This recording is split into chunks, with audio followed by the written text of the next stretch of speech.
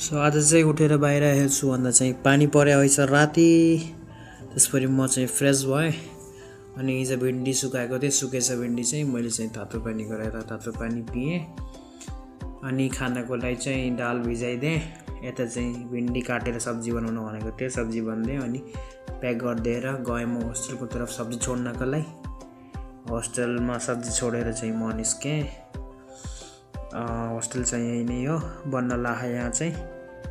अनि यहाँ चाहिँ कम्पनी बन्न लाग्यो, ठुलै छ। अनि म घर आएँ। त्यसपछि चाहिँ मैले कुकरमा दाल सिटी लगाइदिएँ अनि दाल झाने। त्यसपछि भात बनाएँ अनि मैले चाहिँ खाना खाएँ। त्यसपछि बाहिर पानी परेर रहेछ। म चाहिँ खाना खाएपछि काम थिएन, भित्रै बसेँ एकछिन। त्यसपछि बेलुका म पसलमा गएर अन्डा अनि दुध लिएर आएँ। साउ आएको, साउको लागि चिया बनिदिएँ अनि साउ खाएर गयो। त्यसपछि मैले चाहिँ दाल बजेको थियो, परोठा बनाएँ अनि खाना खाएँ।